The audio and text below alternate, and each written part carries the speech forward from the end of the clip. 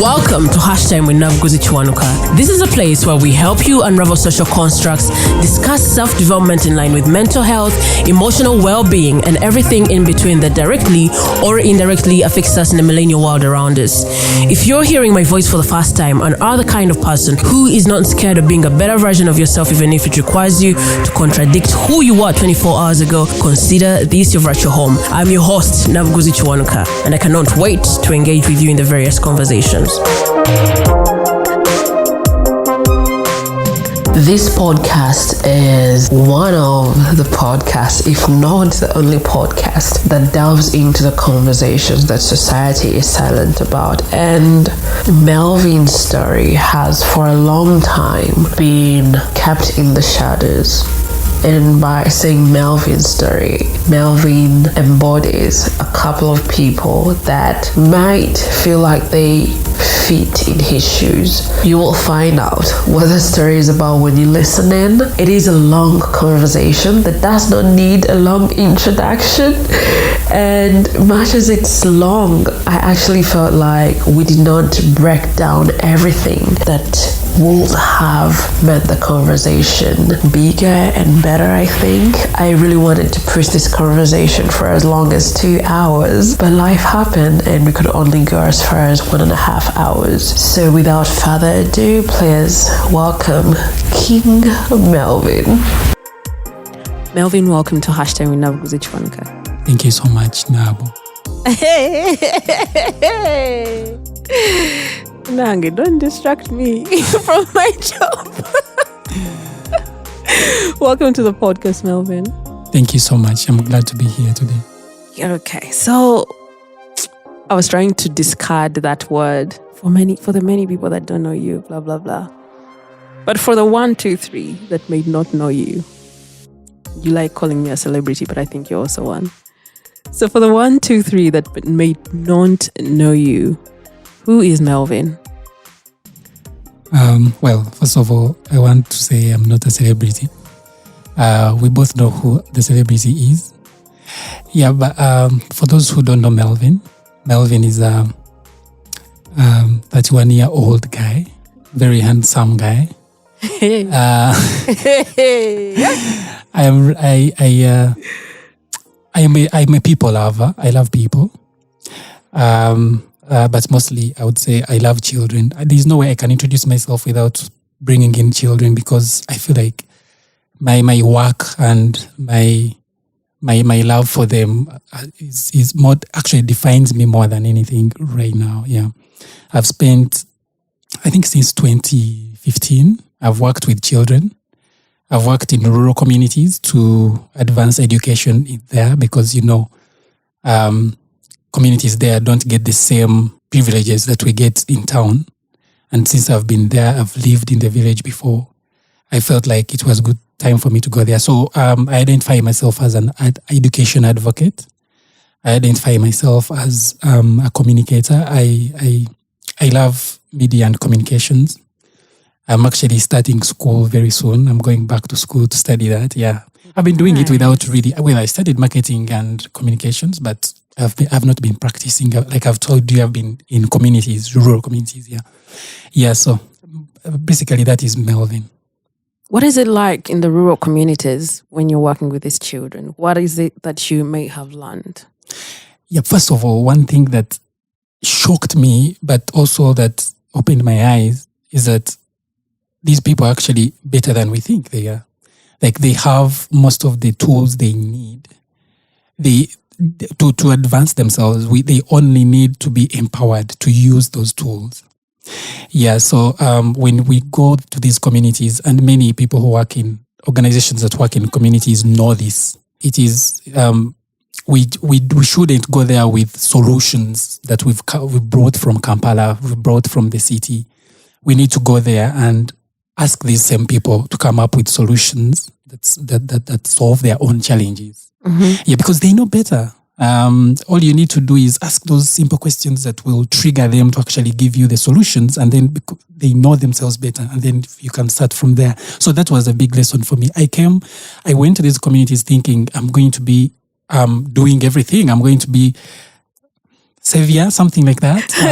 I was avoiding it. I know. I thought I was going to offend you. Me too. I was trying to avoid that. But yeah, when you have been privileged enough, like I have been, you think like you're going to go there and you're going to give something, but that is actually not the case. And if you do that, you're actually worsening the situation. Mm-hmm. Yeah. When you mention tools, them having the tools, what are you looking at?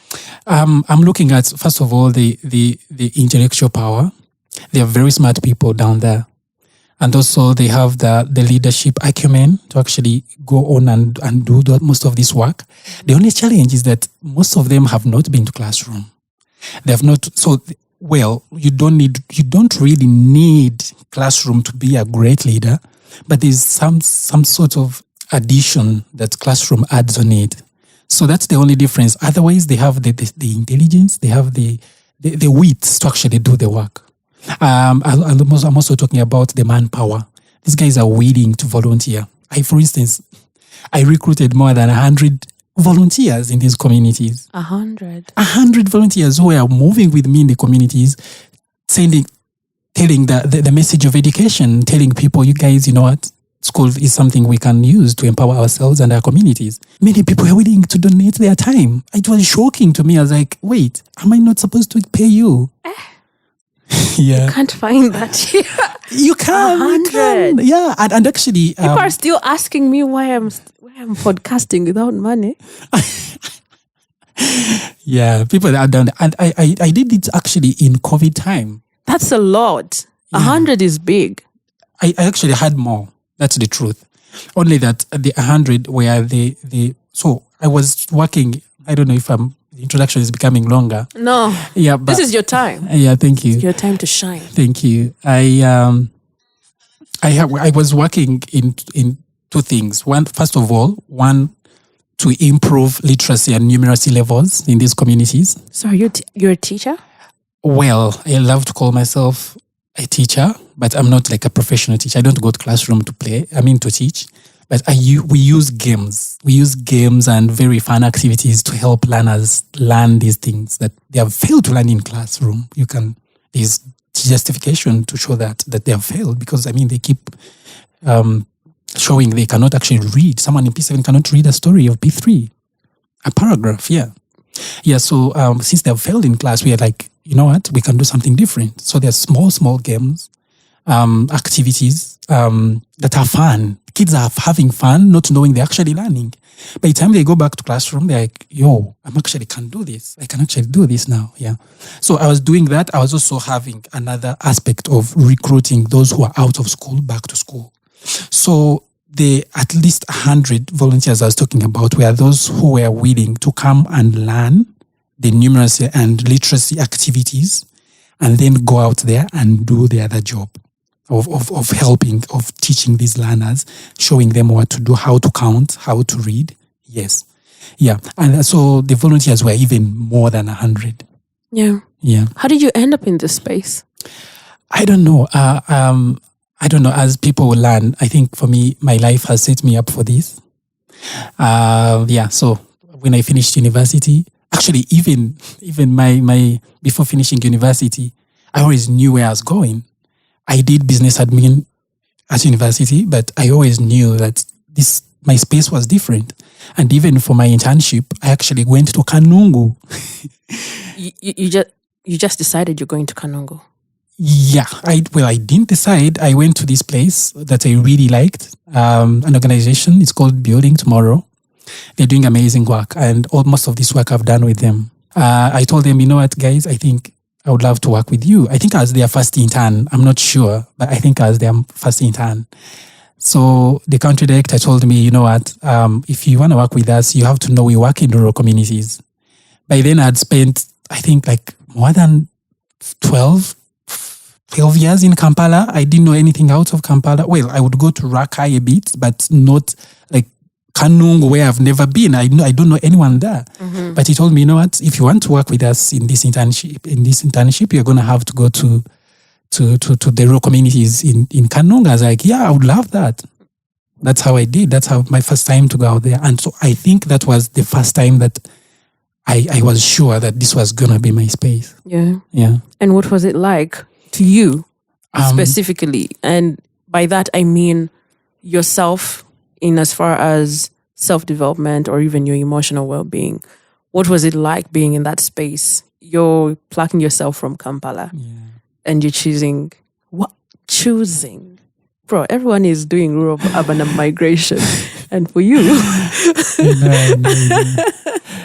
Like you mentioned, it was difficult, honestly. I had read something that if you want to grow yourself to develop yourself as a person, as a human, you have to leave your comfort zone. Mm-hmm. And for me, I looked around and I was like, what is my comfort zone if I look at myself? And honestly, my comfort zone was, I had been in Kampala, I had been in Mukono for more than 10 years, and I had never really sought out to go and live out there. I'd even not gone back to my home village for all those years. So for me, my scaring bit was going out and living somewhere you don't know anyone, So it was very, very difficult because when I reached there, first of all, I'm a Munyankole. I was born in Ntungamo, but I didn't know Runyankore. I didn't because, I had spent here all those years and I had to intentionally forget everything about where I'd come from. Intentionally? People learn. I don't know if we'll talk about that, but I intentionally actually had to forget most of the things about my childhood, including the language, but also the fact that I wasn't practicing it. So I forgot everything. So when I went to Kanungu, they speak Ruchiga, and it's slightly different from Runyankore, but of course, when you're in Runyankore, they can hear you and you can hear also. But I didn't know anything. I could hear some of the words, but I struggled. But of course, most of these things, Luganda and Runyankore can have, and Ruchiga can have some words. So calling out and working in those communities was easier because they can understand some English and Runyankore. So the difficult part was actually adjusting to living in a place where you don't know anyone. You have to make new friends. It helped me a lot. But also, I think my nature, my character has always been that I'm a networking person. I'm always talking to people. I find it easy for me. So that helped me a lot. And I made so many friends. When I was leaving after 3 months, some kids cried and I cried. There's a gentleman, a chairperson of that area. We had grown so close. I was like a family member. It was very, very challenging to leave, and I'm still in touch. Yeah. In all that you've shared so far, I've been struck by one thing. But before we get to it, let us first revisit the version of you living in Ntungamo to being, is it Mukono? Yeah. What happened for this transition to happen? Okay, thank you. Now, that bit of my life, I usually write bits of it on Facebook, and I think I don't write so much on Twitter about it, but Facebook, because I have so many friends on Facebook, so I write more about it there. But my parents, I grew up with my parents. By the time I could understand, I was living with my mother and my father, only the two of us. And so... the two or three? Three of us, sorry. Yeah, two of them and I. Mm-hmm.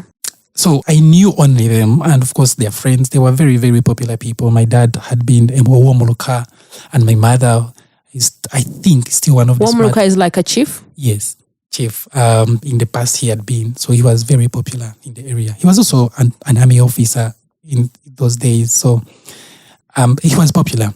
And then my mother was also popular in church and also was very involved in women leadership. It's a very, very popular family, sort of popular by, Bahanama standards, Bahanama Ntungamo standards. Yeah. Yeah. So, how I come to live Ntungamo is my parents actually passed on in 1999, coming to 2000. You know how people were scared that, I don't know if you remember, but in our village. I remember. Yeah. Well, I don't want to assume anything. Well, yeah, but how am I supposed to know that in 1999 people were scared? Yeah, let's say you probably do not even know anything about that. Yeah, but What happened? Why were people scared in 1990? I don't know. I don't know. I don't know if listeners will know anything about this. But in our village, there was rumor that the end was coming after 1999. Oh, Yes, I don't know. bro, I did. Why was I supposed to be engaged in that as a 6-year-old? I wasn't engaged, but I can't remember what was happening. People were selling off their land. Way, Bro, they did. you watched this? Yeah, Were you panicked as a kid?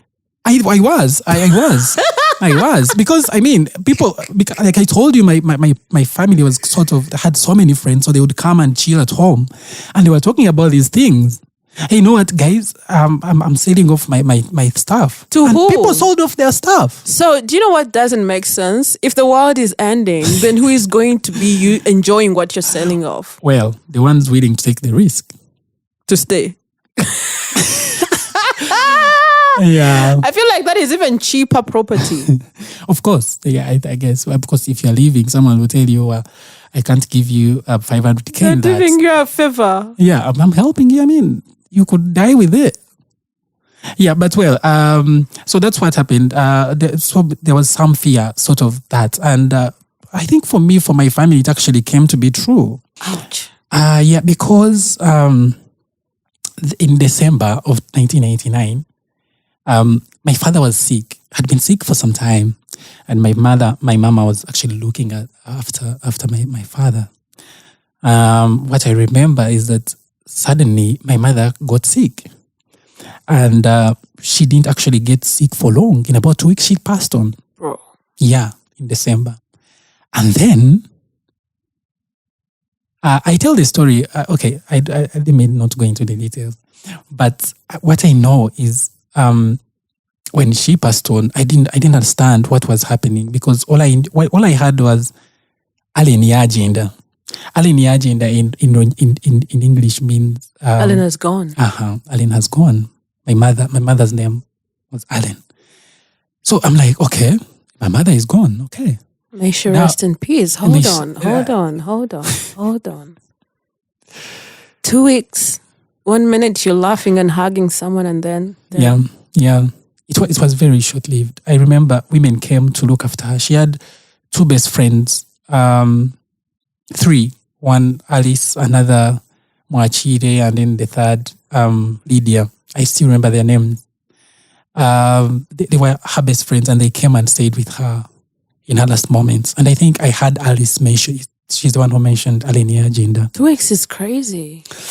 Yes, and when she did, Because in the 2 weeks, by the time people come to convene at your place and decide to take care of you, it's like a month. I don't know.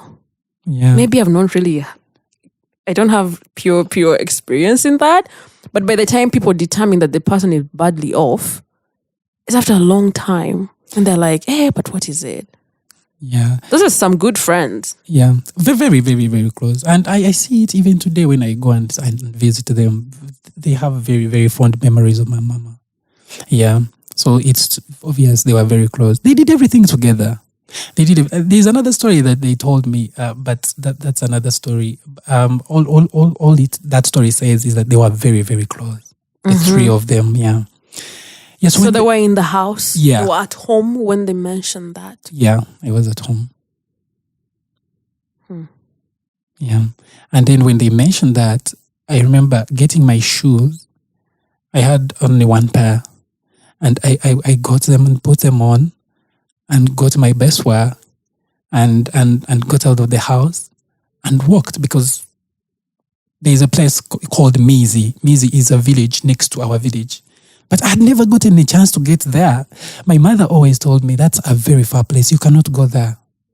So when I hear that my mother is gone, What did you understand? Do you have a memory of what Yes. what that might have communicated? yeah, for me it meant my mother has gone somewhere. She's not around. But you knew she was in the house. I knew she was in the house, but I also knew someone had said she has gone. So by she's gone, in my understanding, as there's nothing she can do about me now. So I can actually go out and disobey for the first time in my entire life. And looking back, of course, I feel like that's like a little weird because, of course, as a child, you don't understand. But what is weirder is that as I walked to Mizi, people kept asking me, how is your mama? How is Alan? And I would mention, she's gone. And then they would make noise. Alan. They would run in the house, mostly women. They would run into the house and then you'd see like they're in a rush. Then I'm like, okay. I continued with my journey. Yeah, it is only when I came back and there were so many people at home. Because like I'm actually the one who took the message around the village, not knowing. Yeah, when I came back, there's so many people around the house, and that's when I knew that something was happening, probably. But there also been so many people. Only that this time they were crying. Women would enter the house and come back crying. Men would enter and then come back with the head drawn down. So, yeah, some of the little memories I have of that time. Do you ever feel like you didn't want to engage in it the moment you heard that she was gone?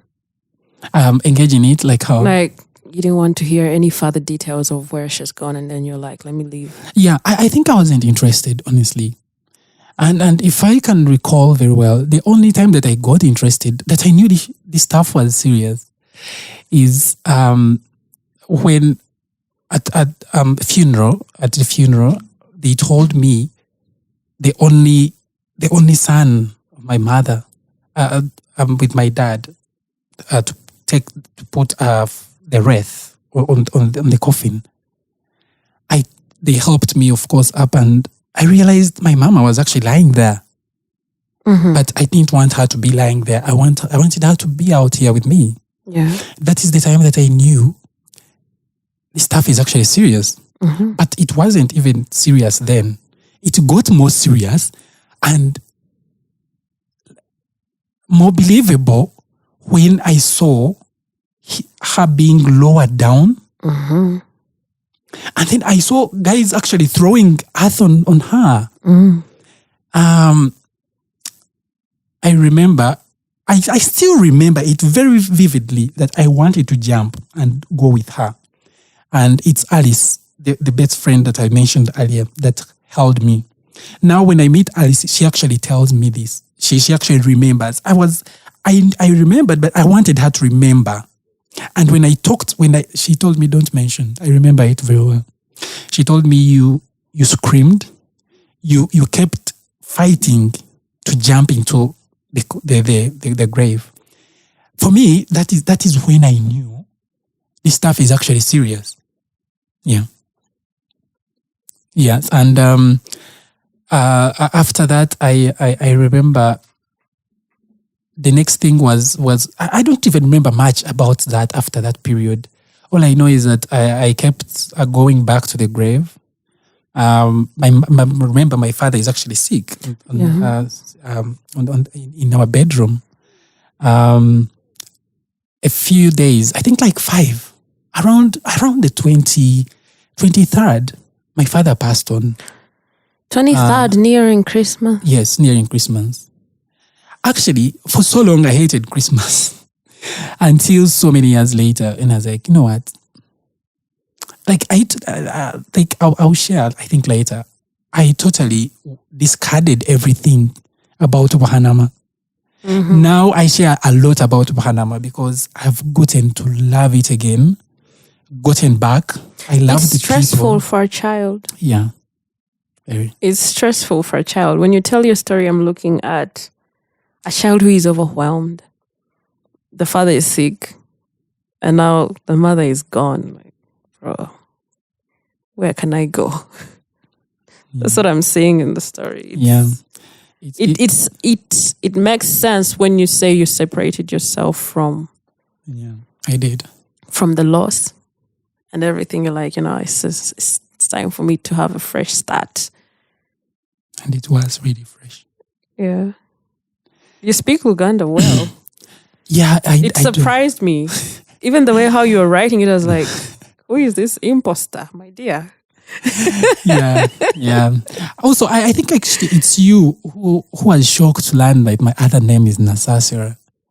I think it was you. I think I was. Yeah, I remember you mentioned about it in the comment. I have to. In the comment? Yeah, I think it was wait, I don't know. I think it must have been in the messages. Yeah. DM, my dear. You've never mentioned your name publicly. Okay. I didn't know that. Have you?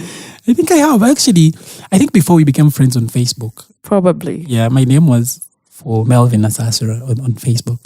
Probably. Yeah, until I changed it when I realized, wait, I'm actually a king. Get out.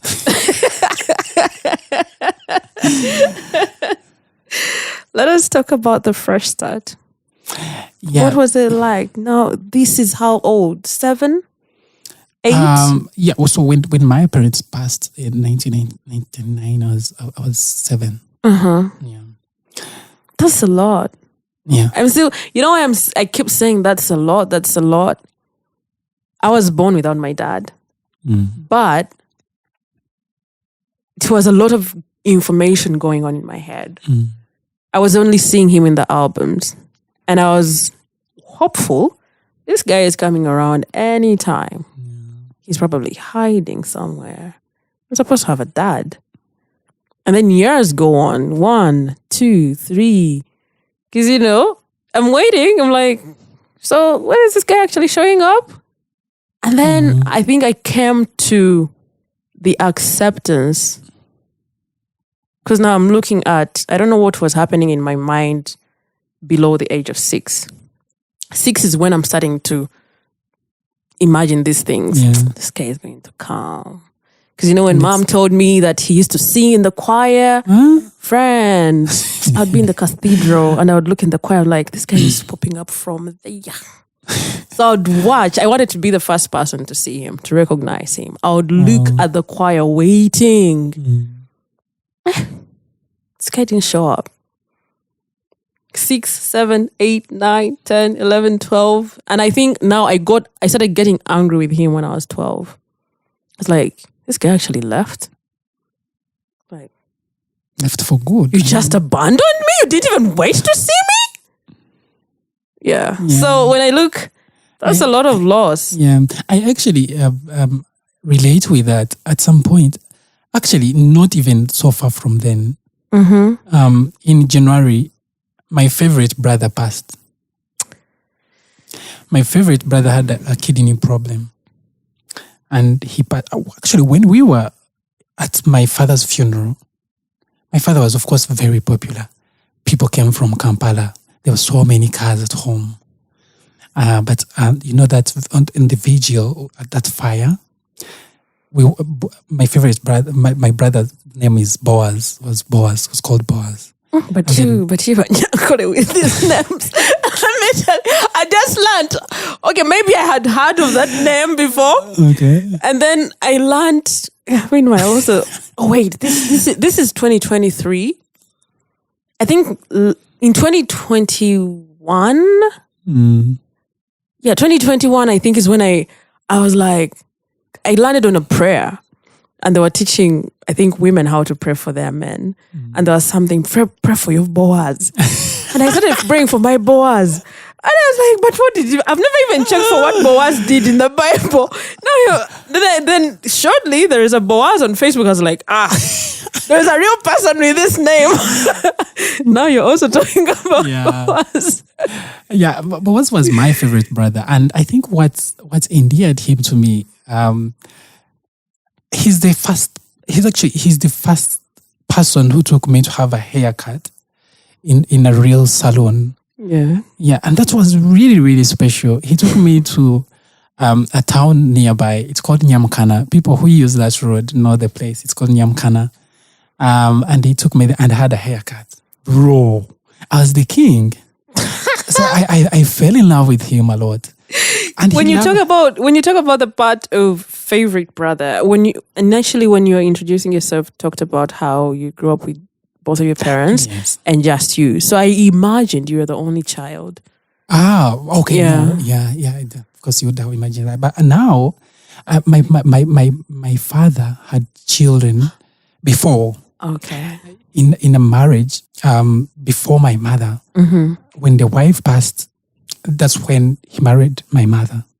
So from my mother and my dad, I'm the only child. Yes. So these other kids were living elsewhere. They are with my father's relatives, my aunties, and other people. So they were not home. Okay. Yeah. So Boaz lived in Nyamukana. Stop laughing at my brother's name. I'm so sorry if you listen. It's still. But I don't know why I'm finding it funny because I've been seeing Boaz Namanya. Yeah, I've been seeing Boaz on Facebook, but now I think it's probably my pronunciation of the name. No, that's it. But I think to hear that there's another one, like, bro. If there is a Boaz, there should be only one. To think that I was praying for Boaz, like okay. Yeah, so he always came around because he lived near the home, so he always came around and visited. And I think when he came like that big bro, that cool big brother. So he would carry me on the shoulders and take me around and run around. So that's how he became my favorite brother. Yeah. So when he passed, it was overwhelming for me, a lot overwhelming. This is in a space you're losing 3 people in less than a month. Yeah, because I remember. My memory could be flawed, but it has to be either 2 months or 1 month. Because for my mother and my dad, they died in December. But for my brother, I'm sure it has to be either the end of January or in Feb. So after there, you asked how I came to come decide. So my maternal aunties, their home, they came for me because, the people we have been living with have gone. Of course, there's so many promises. You know those things? Yeah. So they came, but there's not really much for me after that. Because I remember the only hope that I had was to go with my maternal family. They came for me and they took me to Itojo. My mother was born from the other side of Hanama. So I lived there for like a month, but there was a lot of struggling there. There was not enough food. That is actually the last memory that I have of a granary. You know a granary? I studied about it. We studied about it, I think, in SST. How to store food. Yeah. So we used to keep their food. There's maize, there's millet. I don't remember a lot, but I think there was a lot of maize and millet. But it wasn't a lot really because the home had so many people and we ate only once a day and I was already small and little. So they took me to another school and of course I was always the best everywhere I went. So that was simple stuff. So I went to, stop smiling. You will confuse me. I have stopped. Yeah, so I went to another school. Previously I was in Panama Primary School, but now I'm in a new area. I go to another school. I think it must have been Karagwe Primary School. That village is actually the same as the late Kategaya, the minister. Mm-hmm. Yeah, actually my maternal family are related to Kategaya's family. Yeah, so we were close. We would go actually and visit Kategaya's. There's our Jeja, his mother would go and say hello. But I remember there was a lot of struggles with food. So eventually I think they noticed they could not manage. And guess what they did? What? They brought me back to Panama. Mm. And to who? Well, to no one. There was no one. So but the idea, I think, was they thought someone was there. I don't know. I tried to find excuses. Where did they place you? In your home? Yeah, in my house. Hey. So my daddy had told me, it sounds weird when you call like a father from back then daddy. It sounds like really weird. Yeah. Is it? Yeah, but my father had always told me that this is your house because I built it for your mother. So when he got married to my mother, he built another home. He left his father's house that he had inherited and built a smaller house. This one was very huge. So he built a smaller house where we lived. So he had always told me, this is your house. So even when they passed, that was one of my things, even his clothes, even my mother's bed sheets, they were all mine. So they were still there in the house. Yeah. So when they brought me back to my house. How long? After how long is this? That was like after a month, I think. After like a month or two. Because I remember so at this home, I actually, around 1997, my dad had actually had brought a dog, a puppy, and he named it Gad. So we literally grew up together with this guy, with Gad. So when I was coming back, I think he's the happiest guy who was happy for me to be back. Like he's the guy who was happy to see me because anyway, he was the only guy there anyway. But he ran like a kilometer away. I don't know how he sensed, and he came and gave me a very big hug. And I came back with him. And together, we actually made it out because, there was some struggles, but we shared everything. Whenever I got food, I shared with my dog. We were best friends, and we lived together in that house for a few months. I think like 4-6 months. Where were you getting? How? Yeah, so how was... First of all, I dropped out of school, first of all. Because now we're looking at 2000? Now we're looking at 2000, yes. In the year 2000. Now I dropped out of school because there were more urgent things to take care of, like myself, and finding food. So what I did was would go with my dog to the bushes to look for mapela. But I also, I remember I would go to my Jaja's. There's my Jaja's place nearby. Okay, not really near, but for village standards, it's near. I would go and play there with my dog. We'd play with the kids there and then come back. But for them, actually, when I talked to them, they actually did not know that there was no one home. Yes, they did not. Yeah. So... Yeah, so I would do. First, no. They don't know how. So who did they think was in the house? I don't know. You see that? Okay. Yeah, but what I remember is that I was also not really a crier for help. I remember one of the things that my mother told me was taught me was to never beg for anything. So I remember I would, there was so in Panama there's a lot of banana plantations. They plant all sorts of bananas. And there were so many trucks that would come and pick matoke and those small ndizi. I think in Uganda we call them ndizi. I don't know how they call them. Those small bananas. Ndizi. Yeah. And then so I would go but I was really small, so I would not carry the big ones. So I would go for those ones, and they would pay me. They would pay me like 100 shillings, and then that money would help us. By us, I mean me and my dog, to buy food. Food, I mean pancakes, sort of like that, and then we'll share and then survive. I got so many wounds. The dog ate pancakes. Yeah, we ate everything together.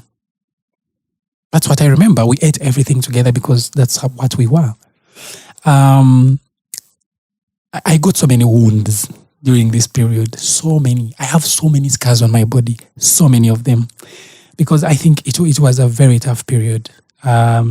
Actually, I think that's where I got some spots on my skin, which I still have even today, during that same period. But I remember one wound that stood out. It almost actually took off my leg because it was like a scratch in the bushes. And then it grew because, of course, I think I wasn't taking care of myself enough. Yeah. So it grew and grew. Even the immunity is terrible. How are you feeding on pancakes, man? Yeah. So, where we're talking about a balanced diet for a child. Well, I don't know if I even had ever heard of that. Yeah, but I at my Jajas, when I went to play, of course, I ate food there. And also they had so many fruits in their compound. So we ate most of those fruits and had food. They had milk. So I would go there once in a while to play, and then they would call me for lunch, for food. Yeah. But so many other times when I didn't want to go to play, I had to look for other ways of eating. Didn't it ever occur to them that you are out of school? I don't know. I don't want to assume anything for them. Yeah. But I think whenever I talk to them, most of the ones that had power really in their home lived in Kampala. So I think they thought, because actually they knew my mother's family had taken me. But now, so the ones there, I think, did not really think too much about it. Yeah. Yeah. So, like that, I survived until my brother, who had been heir to my dad, now came back to the home to live there.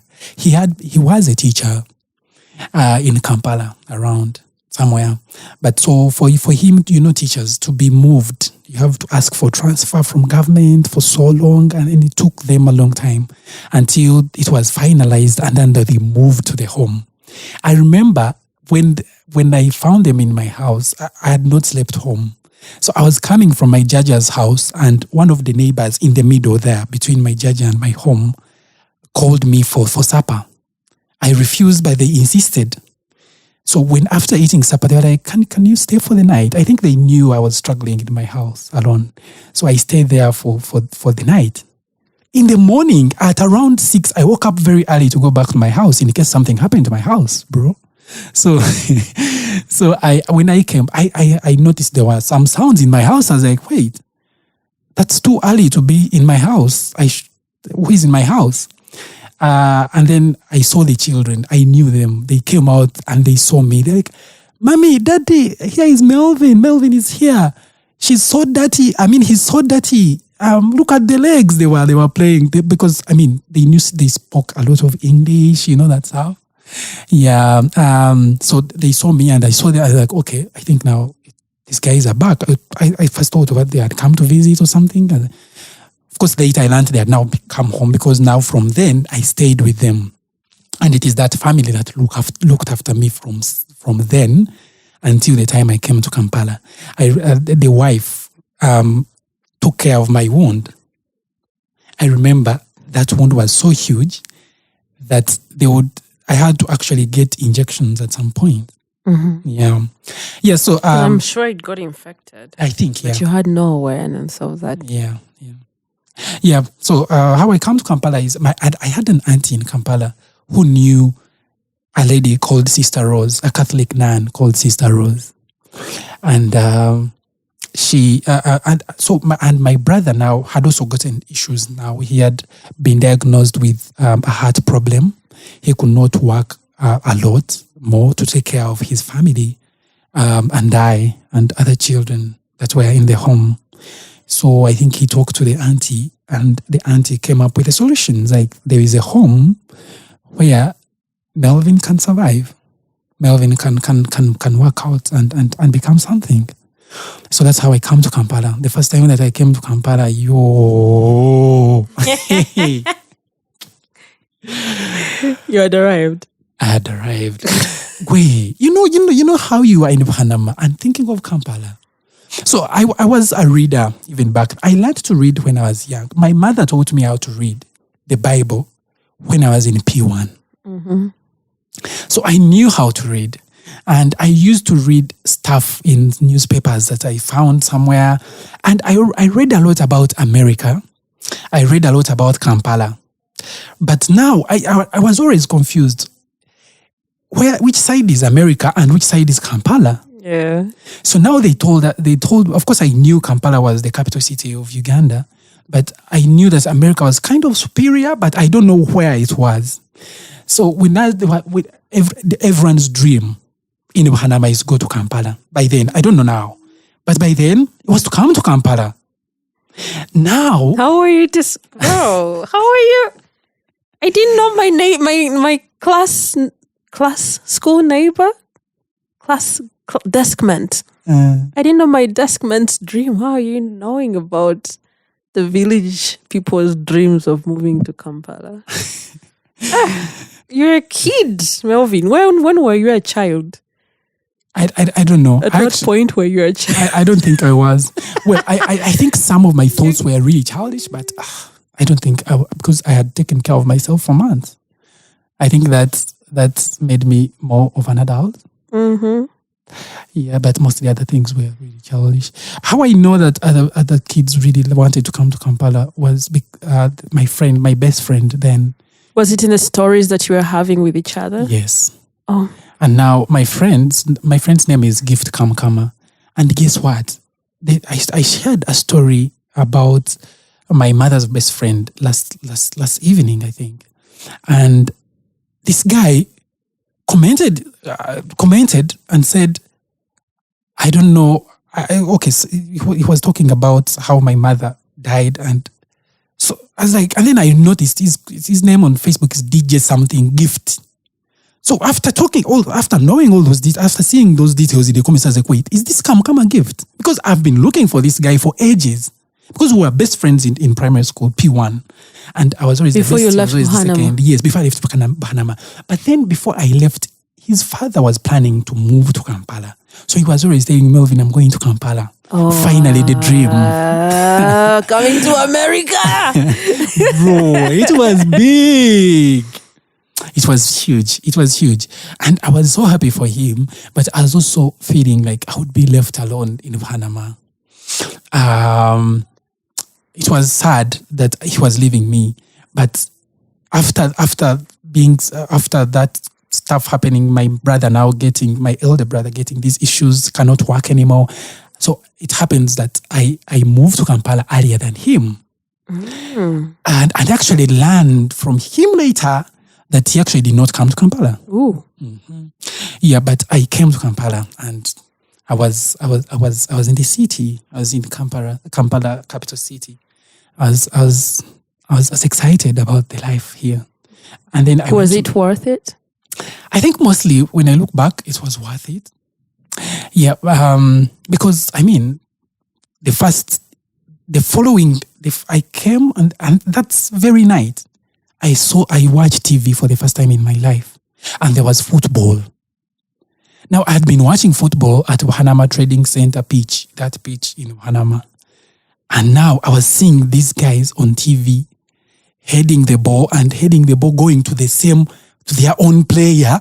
Like, how can you head the ball and it goes to your... Because the head should not have direction. How are you doing? I was amazed by how the TV was showing this stuff and the camera was moving wherever the ball is going, because even the eyes, sometimes the ball goes there and you cannot go there. But these guys, it was very, very interesting.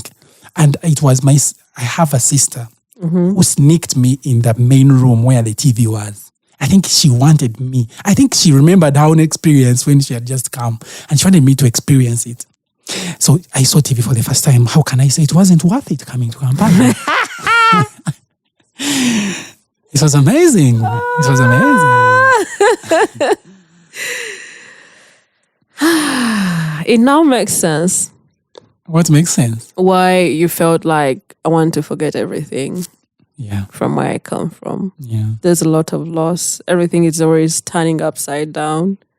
From your mother taking care of your dad for a long time. And then in a short period, she's gone. And then your dad is also gone. And then your favorite brother is gone. And then someone has come through, they're taking care of you. And they can no longer... get sick. Like, brah. Let me tell you. Is it... At some point, actually not even far away, in 2013, I'd already come to Kampala for now many years, because I came to Kampala in 2003. After spending those like a year or two with my brother and his family. Now I was in my senior six vacation. That brother who you were in your senior six vacation, which year? In 2012. 2013. 2012 and 2013, yeah. Yeah.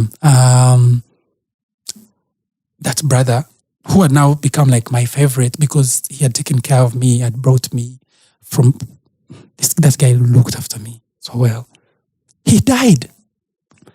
So from then, I wrote about it on Facebook, 2013. I remember this. I wrote about it, yes. I didn't know you, my dear. Yeah. I was just learning how to use Facebook. I remember that period, a friend was really forcing me to be on the platform. And I was like, I don't want to. If I want to text you, I'll text you. I don't know what. Yeah, now for me, I'd been introduced to Facebook by a friend who I will introduce later. Very, very amazing brother of mine now. So does that mean that the home that you're taken to is the one that took care of you? Yeah, it's some sort of a story there. Yeah, but I wanted to first finish there, and that after my brother passed, I felt like I think God did not love me enough, for he was taking everyone that really cared about me. Actually, even the auntie that brought me to Kampala had passed in 2005. What?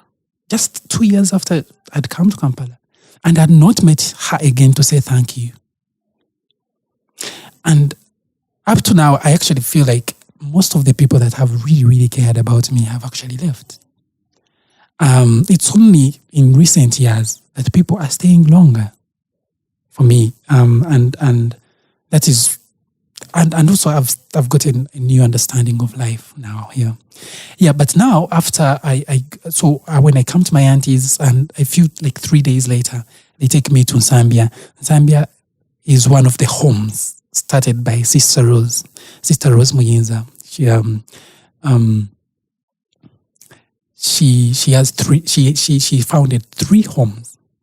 One in Zambia, one in Chiwanga in Seta Mukono, and then another in Rakai district in Sanje. Well, it's no longer Rakai now, it's Chotera district. And I've lived in all the 3. Yeah. Yeah. What was happening? Where were you moving to all the 3? Now when I went to Zambia, I stayed there for the rest of 2003 and the first bit of 2004. But I was not taken to school, because Sister Rose told me there was no fees at the time. The home was struggling. So I had a dead year seated in Zambia. And during that time, I didn't go to school. All I did was do housework at the home and then chill, listen to music. Actually, music saved me a lot. Yeah, but yes, after that, in 2004, they take me now, Chiwanga home, despite the fact that it was one of her founded homes. She had gone into a partnership with another organization that was getting sponsors for the children, paying for them through school. And this organization was called Uganda Children's Charity Foundation, UCCF, it is still there. It's now called Children of Uganda. So I think now, after seeing the problems happening, like the challenges in his Zambia home, she got kids who had joined me there, also not in school. All of us were taken to Chiwanga home. And that's where my life really, really, really started. That is where, I think for me, if I had not moved to Chiwanga, you would probably not be talking to me right now. Because I feel like that's where really, really my life started. That is where I was like, when I was in Zambia that year, I was still stuck. I was still stuck with... Because there is still struggle. Yeah. There's still struggle. First of all, I don't know Luganda. I have to learn Luganda. Uh-huh. Yes. My first word to learn in Luganda was Nedda.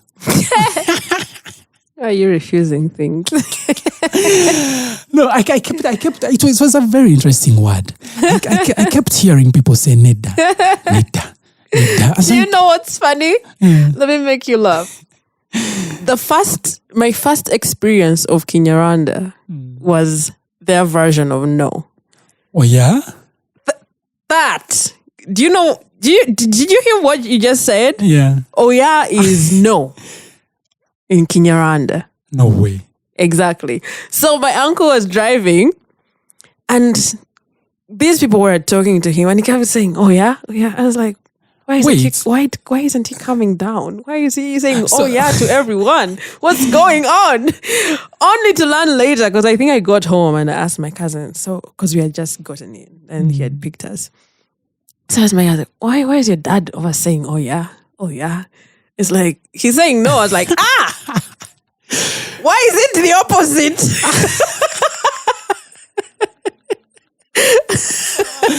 You're like, oh yeah. But that is actually true, because when I said, oh yeah, I was amazed that also your first word to learn in Chinyarwanda was no. So I just love it. Oh yeah? But then it's as if I was saying, wait, you mean oh yeah? That's actually interesting. Wow. So oh yeah is actually no in Chinyarwanda. Yeah. Interesting. Kind of the opposite. Like and for some reason I think I fell in love with that word, and even the way how they kept saying it. To date. To date, I still say that. Like, if I'm saying no, instinctively, the first phrase is, oh yeah. Hey, what was it, Oh yeah. And I was like, nedda. And then you remember. Before you forget. Yeah. So the people that talk to me a lot know what I'm communicating. Yeah. Yeah, well, nedda was my first word to learn.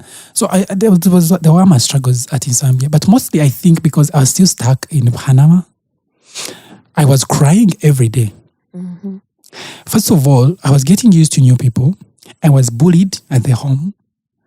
I now look at the guy who bullied me a lot, smiling around me. I'm like, bro, we are not friends.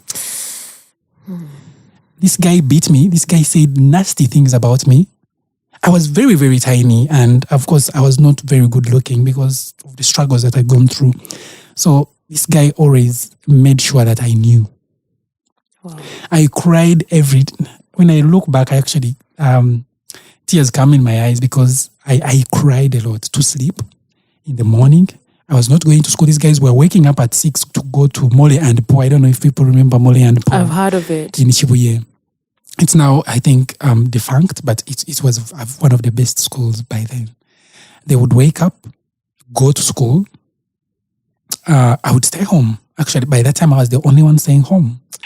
And all the housework that they did, they were supposed to wake up and do housework. Those guys, some of them dodged. So I would wake up and I would actually have to do the housework. But of course, I think, when you're a child, you are home, you're not doing anything, you have to do some of those things. But for me, it was really hard because back in Panama, I was the last born. I was the prince. I was not doing anything, but also I had had enough. So it was a difficult time in Zambia, mostly because I loved school. I loved school like so much. Mm-hmm. And I was not in school. And others were going. Well, we could all be not going. That would be fine. But I was the only one not going at the time. That was hard. Yeah. But then the bullying, because it was very difficult until I left. The bullying. By the time I left, the bullying had reduced because there's another child from Panama that was brought to the home. Is it? Yeah, but now this one was my brother's son, the other brother. Now he had gotten sick and could not take care. Now the brother, who was a little older than me, came to live in Zambia, and he was a little older and stronger. So he became my protective power. So he fought against the people who bullied me. So I got some peace after that. He became like my shield against the bullies. So by the time I left, it was a little safer, I could say, yeah. So when you go to Kiwanga, now life starts. Because when I was leaving Panama, I had left before. I'd finished before going to P5. But now I'd had a dead year. So when I go to Kiwanga, they want me to go back to P4. I was like, there is no way. I should actually be in P6, but I'm saying let me go to P5 because first of all, these guys actually who are going to school in Moland would bring their homework for me to do for them to help them, even when I was not going to school. So I knew stuff. Mm-hmm. And actually looking back, I wish I had said that I had gone to P6 so I don't miss a year. Because I went to P5 and the first term, we went after first term, we went second term now. I was 7th and I had 90s in every subject except math.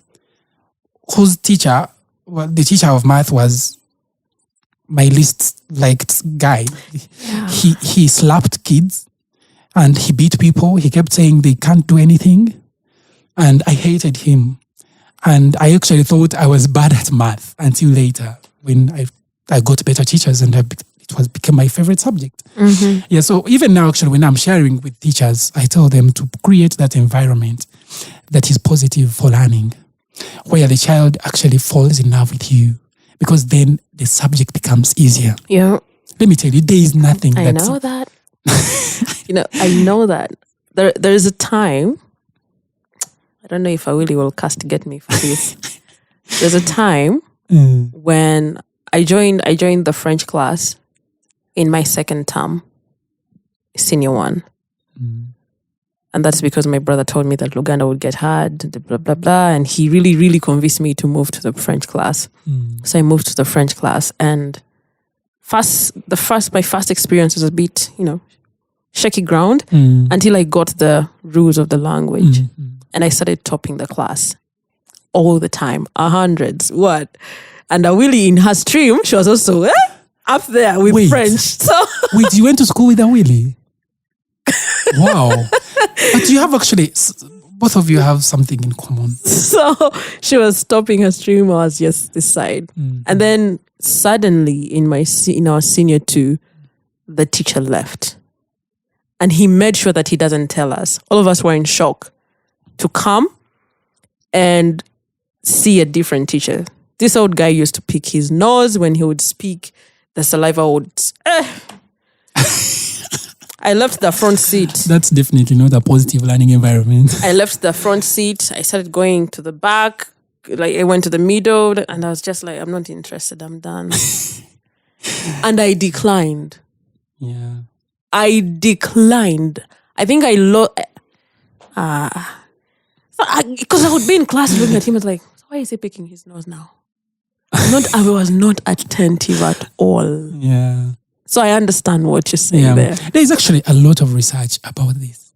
And there is evidence that you are sharing. And I have a lot of experience with that. Even with learners that I've experienced from one teacher to another.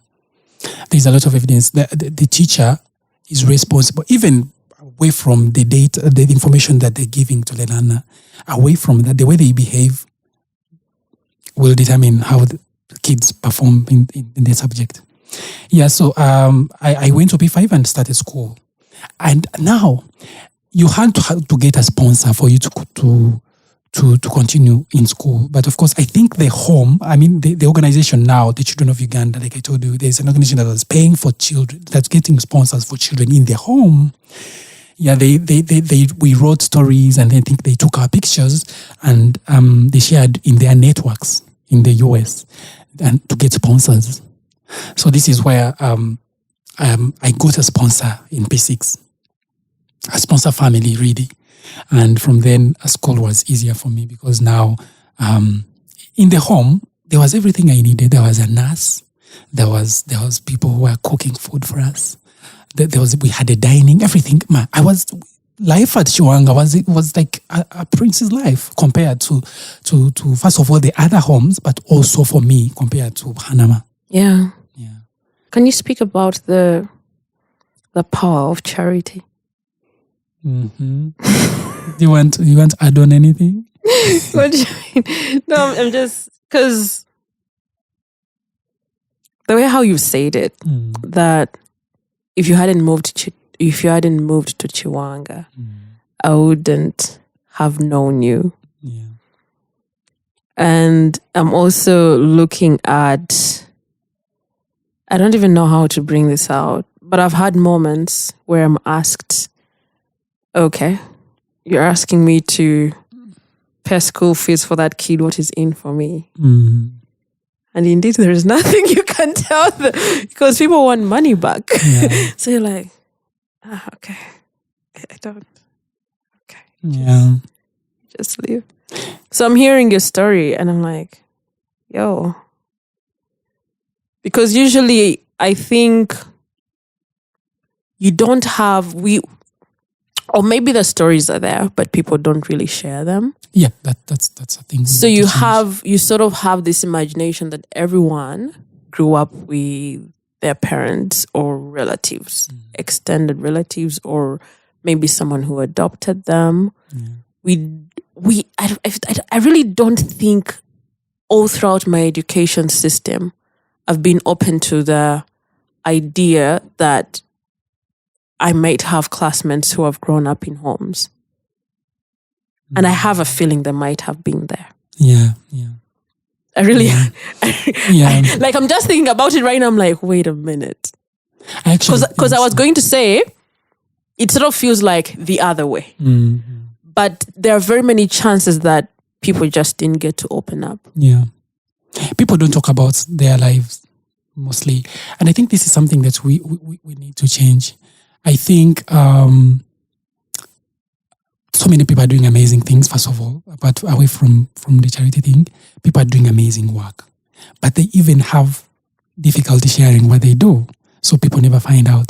Mm-hmm. Yeah. But also as children, you understand, sharing about this usually opened up to bullies, opened up chances to be bullied. And so actually even me growing up in schools, I never really talked about this because you would go through a series of bullying because of that. I mean, you are in an orphanage, you are in a children's home.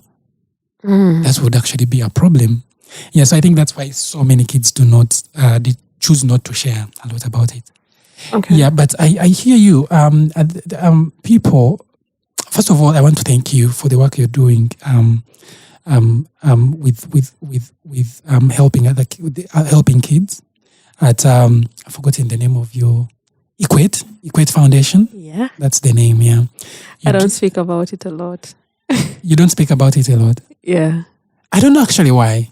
I feel I had stopped because even when you look at the page, the Facebook page, yeah, I don't know when it was last. It's active. not very vibrant. Yeah, I was very conflicted starting it, starting the social media because it felt like I'm going to put out the kids there, you know, the faces. It felt. But someone was like, no, that's when people get to see the works and then people want to see things, you know? Even I remember the time when I was collecting stuff before me veering into education. I'm embarrassed to call them my relative. My cousin was like, we want to see pictures. Where are the people you're taking? I was like, So of course I tried for the first beneficiaries. They're there on the page. These current ones, nothing. Yeah, I think there's also that conflict.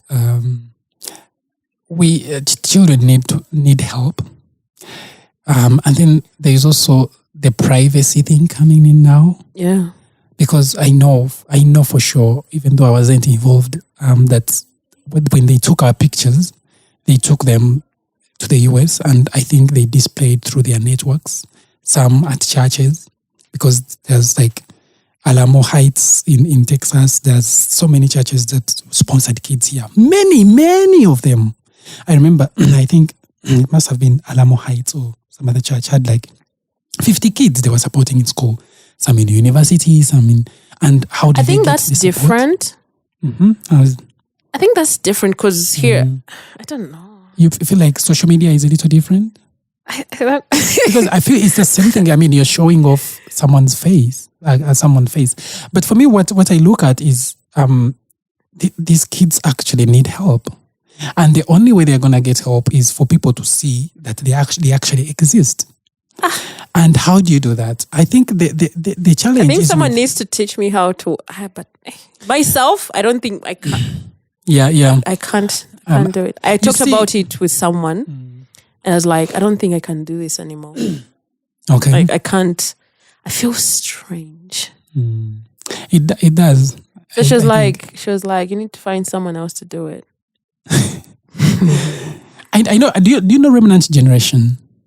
I think I've heard of it. Yeah, they're doing amazing work. What they do is resettle teenage girls who have been... Yes, I've heard of it. Yes, who have gotten pregnant. I've heard of it. Yes. And now for them, it's understandable. There is no way you could take pictures of these girls to show off on the internet. Yeah, but I think for these cases where support is to help them in school, to do that, for me, I feel like that is a little different. Well, I think some people will guide. Do you know what has happened? You know what has? I think I don't know. I don't even know how to explain it. I've gotten to that space of they have graduated to calling me mommy, and I was also scared when I enrolled them in boarding school. I was so scared because I felt like I could mess these kids up. Yeah. Because it felt like, okay, you can be in a home, all of you have grown. Because most of these kids in that home have been there from the time they were babies. It's not like they came when they were 8 or 7 or what. They've been there from the time they were babies, infants. So you could be in that space where we don't have mom and dad, we just have Jaja around. But then, personally, when I joined boarding school, I knew I did not have a dad. But when I joined boarding school, that's when it became more apparent. Kids were talking about their fathers. Yeah. And I realized I had no story about my dad. I had none. Now I think I became more desperate to have a dad. I became more angry that he wasn't around. I got silent because I felt like I'm different, So when I enrolled them in boarding school, I was like, oh my God. It's going to be tough. That's going to be too much information for them. If someone could read my mind on the first visiting day, I was literally tiptoeing into the school because I was scared. I was like, what did I do? But then they were happy and I was like, they're okay. they were so happy. I was like, and they looked good because the first thing, and I actually wanted to write about it and ask, so when you drop your kids in boarding school, what is the first thing you look for in VD? The moment they came, they were happy, but I was really looking, who has hurt them? They're okay. Have they lost weight? And these people looked good. They were happy. Like, yeah, great mother. Okay. They're okay. Okay, I think we can roll with this. Yeah. Yeah. So when it comes to the social media, displaying them, Yeah. I think because when they grow up, Melvin, for you, there was no social media. They just took pictures and dropped them somewhere. But this is a digital footprint. So this one failed. Yeah, I think there has to be a balance, really, and I think we can learn more about it and continue reading and learning because as much as they need help, they also need some bit of privacy. Yeah. But going back to the question that you asked about the impact of charity, I feel like charity today has changed. It's not like how it used to be. What was it like before? Because whenever people learn that I actually grew up in a children's home, and they usually don't notice until like so much time later, to like we've been together for so long, and then when they find out, like, wait, there is no way, and so they people have this feeling that when you grow up there's something that doesn't like develop so well about you. Oh, probably. Yeah.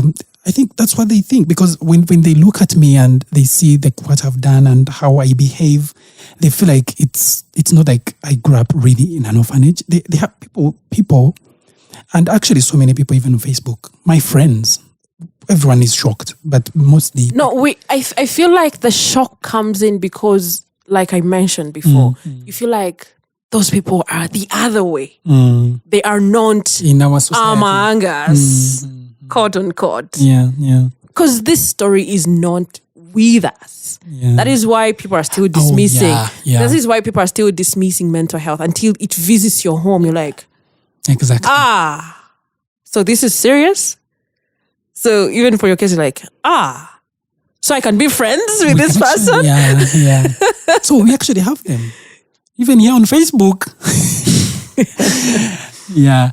So the impact is that it's actually, for me, what I usually say is kindness. I look at it in the form of kindness. Like when you an act of kindness actually starts a chain of different acts of kindness in people. Like when you are kind to someone, they are going to want to be kind to another. And for me, I feel like whenever you are kind to someone, whenever you carry out an act of kindness, you have actually started a whole chain of it. You look at it like that. So for me, when I look at the impact, for instance, of Daughters of Charity, the home where I grew up, I feel like it's something immeasurable because the work that, for instance, I have done in the communities, it's probably some of those kids. I've brought back to school more than 600 kids who were not in school, and throughout my work, the parents actually knew what to do and they brought back to school, and some other children that have impacted. It would never have happened. So for me, when charity right now has to be redefined and has been redefined. I feel like getting children from their communities, putting them in some home is not a great way now of doing this work, because away from everything that happened to me, if I had stayed in Panama, around my friends, around the people that I knew, my parents' friends, the community that I knew so well, I think, first of all, when I was a kid, I wanted to be a doctor. So I feel if I had stayed there, I would actually, and gotten support from there. That is the thing, that what brought me here was to get the support. But if I had been supported from there, if I had gotten the chance of someone supporting me. From where you are. Yes, from where I am, in the community that I understand, with my friends. Let me tell you, one of the most difficult things that I have gone through, away even from what happened in Panama, was starting afresh. For me to be able to accept took me 2 years. I decided to totally forget everything about Panama. And that's unfair. It's stripping yourself of your identity. Exactly. And I totally did. Because I actually started learning Runyankore. I started learning Runyankore again in 2016. When I started working and I went to Lyantonde. Can you imagine? And I am a Munyankore man. But you still have the accent at least. Yes. That's strange. I find that strange. Maybe because the foundational years were there. That is, and what do you mean? Like the earlier age. To still have the accent? Yeah. Yeah, I think so. But also I was a little older. I was I think 11 when I came to Kampala. So although I forgot the language, the accent really was there. And also I still remembered many words, but I could not carry on a conversation.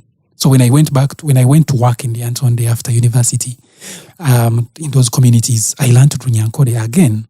Yeah. So the thing that I'm saying about charity now is that we need to support these children from their own communities, uprooting a child from their ecosystem that they understand very well, and then putting them in a totally new environment. Try it with a tree. A tree struggles to survive in another place. That's where it was not meant to be initially, where it didn't. You understand? Yeah. So I now. Actually, this is what I do. The children that I support in school, I have them in their own communities. And so what I do is work with schools and have these children go to school, get the support they need, and go back to their home, to their mother, to their guardian, so that now they have that love. They have that ecosystem that helps them grow holistically. You get? It's not just education now. The child has to grow holistically. I've been lucky. I don't know. I think for me, I've been special, really. God has been, I don't know how to explain it, but I have grown in ways that one would describe as holistically. But I also know so many of my fellows that I grew up with. They lack something. Like you see, it is not the same growing in a home, in a home where there are people that you know. So many people that I grew up with, for instance, came from Gulu with the war. So we had so many of them. We grew up with them. And they were, of course, uprooted from their community and brought here. That is a major mixture. It's a major mixture. Yeah. Like so many cultures were there. So many. We had Tanzanian. Forget the culture. Mm-hmm. There is you struggling with loss. Yeah. There is another person who is struggling with the after effects of war. Exactly. That's crazy, man. And then you look at yourself and like, okay, I think I'm actually better. That is crazy. These guys have seen people die. But now for this home, it's a different story because the kids are abandoned. Yeah. So they just collect them there. Exactly, yeah. So yeah, and of course for them they are helping, and they did a great job, because let me tell you, 80% of the kids that went out there, they are doing amazing. They are doing amazing. If I were to share success stories of everyone that I know, that I grew up with, you would be amazed. People are doing amazing work. They own companies in Kampala. One owns a very huge company on Nasa Road. He has the best printing in Kampala. So I keep saying, as much as there's those challenges that come with children being in one place and being looked after together, mostly it is helpful. Mm-hmm. Any charity work is helpful, even though you might look at it the other way around. That's why when I look at, I see this white savior stuff, that narrative. Of course, I agree with a bit of it, but I think they are overdoing it. It's not like these guys come here and they want to rob you of your culture. They want to rob you of your identity. They do not. The kindest people that I know, to me, that have been kind to me and to the people that I've grown up with, have been Americans. And if you look at it, with that white savior narrative, you will not capture the amazing work that they have done. So I think as we talk about the white savior thing, we need also to balance. Maybe now of course, coming around and bringing money and throwing at people is not a sustainable way of doing things. Yeah. So now I think the better way, like I've said, charity has changed today. Now the best way is to use that money to create solutions to the problems that are causing what you would have actually the challenge, like homeless children. Now solve that challenge for them to be. Now, for instance, in those communities where I've worked and I still work, now the approach is to go down there and see how you can improve the family's incomes to be able to support their children in school. That is more sustainable, because the truth is these guys are not going to be there forever. So mm-hmm. I think now, like I will tell you a story. For instance, my sponsor family supported me through school, from primary school up to senior 6. And after senior 6, they could not afford anymore. I was going to university. They had 2 kids going to university in the US, going to college. Very expensive for them. So they did not continue with me, and I was stuck. You see? Yes, and now I think now the best way is to go and actually fund solutions, rather than you bringing money and giving to them and like that. Yeah. Mm-hmm.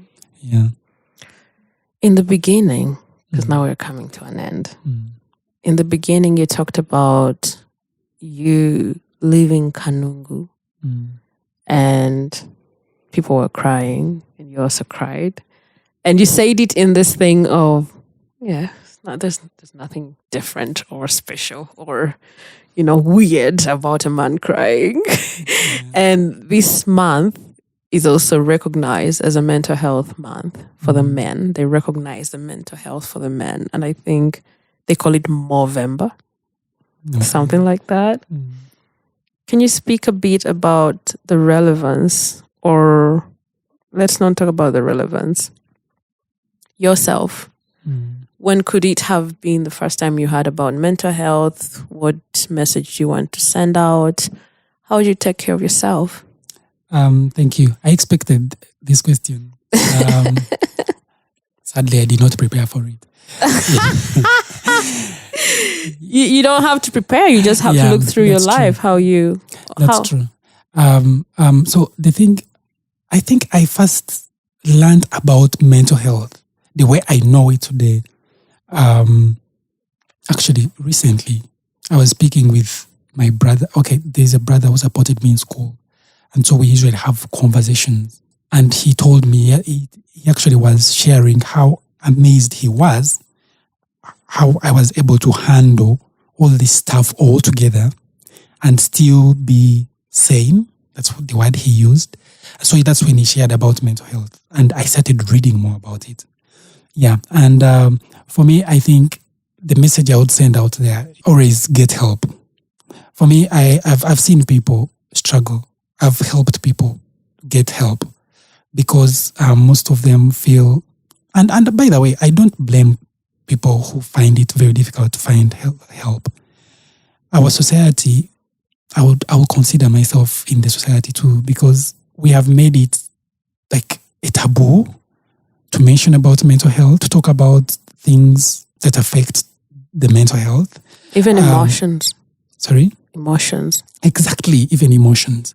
You talked about... Someone says, I'm not emotional, but they're angry the whole week when when their team loses a game. You're like, bro, those are emotions. Do you know that? It's exactly like people don't understand. I think they just don't pay attention, because actually if you paid attention, you would know there's emotions in everything. There is. Yeah. And there's this thing of, you talked about men crying. I cry every time. I don't know. Well, not every time. Don't but say every time, my dear. I cry many times. Yeah. I cry many times. And I feel like that is the most human thing about anyone. And I think as a society, we need to understand that these are things that make us human. When a man cries, we should not look at them as weird. We should embrace human things, because we are human. So it is only natural that we do human things that humans do. And crying for me is one of them. So my message is for people to go out there, despite of the situation that we have in a society, go out there and find help. And I think so many platforms are now out there where help can be got. Well, they are not known a lot, but they are now more out there. And even your podcast, you're doing amazing work. And I think you have shared some help, some lines where people can get help. And I think for people to understand this, to understand more about mental health, even for people who are not going through it, they think they're not going through it, or you're not going through it, listen to look for knowledge. Mm-hmm. Look for knowledge, because you will need it at some point. How do you take care of your emotional well-being? First of all, when I was younger, I think was to shield everything out, like keep everything out, like forget. Yeah. Suppress. And it helped. Yeah, that's the word. Thank you. My muzungu. Suppress. I suppressed all my feelings and my emotions about everything that I went through. And for the large part, it actually helped. Yeah, for the large part, because it eventually, of course, I had to go back and face them and experience the feelings, cry. Exactly. Later. But for me, I thought initially it worked, because I was able to go through without thinking about Wahanama for most of it. It's only later that I went back and now refaced it. So the way I take care of myself now, that I know more, is to actually feel these things and acknowledge them. Acknowledge these feelings, these emotions. I shared recently about a friend of mine who, not really a friend, in the home we had a girl, the younger sister of mine, who died of cancer. She was only 16. And it was difficult for me to move on. until I started facing these emotions head on. I had to write more about it. I cried. This kid was very adorable. Yeah. She had a future. She was actually traveling to the US. She was one of the dancers who were going to the US to perform. You never know how her life could have turned out. And then she's diagnosed with cancer. So it broke my heart. Especially that when she passed on, she was actually getting better. I think for me, that's what broke me mostly. Yeah, so for me now is the thing that I do, my approach is actually to face these feelings head on, feel them, cry, and then move. Yeah. That's my approach. And it works perfect because after that, well, it's sort of still there, but you have started the process. It starts up a long these things you don't just move on. And there are things that you don't move on anyway. You don't. Yeah. But it starts up a process that helps you to get used to it and move on with life. Would you advise someone to suppress their emotions? I wouldn't. I wouldn't. Right now, no. I wouldn't. What are the 3 words that you want to leave the listener? Life gets better eventually. For me, I feel like if I lost hope many times, but for some reason I kept thinking, what if I give up now and yet life tomorrow is going to be better? So for me, I would say life gets better. It's going to take long. I can't say tomorrow it's going to get better. It's going to take long. You should know that. But for sure, it's going to get better. So hang on, get help, get the support that you need. Keep within the support system that you have. And be better yourself. Eventually, life is going to be better. All right.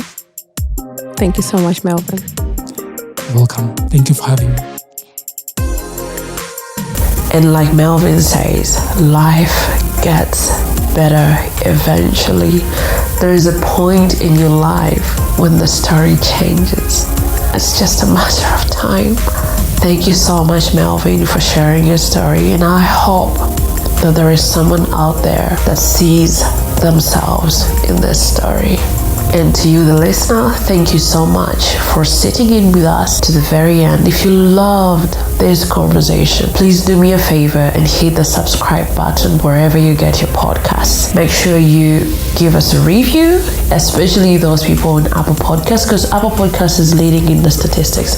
But wherever you're listening, as long as your platform allows you to give us a review, please rate us with 5 stars so that our show can get bigger, and you can also share your insights about what connected with you on social media and tag us. We are at #WithNavGuzichwanka on Facebook and Instagram, and on X our handle is at HTNK Podcast. You can also use the hashtag HTNK Session. Life gets better eventually.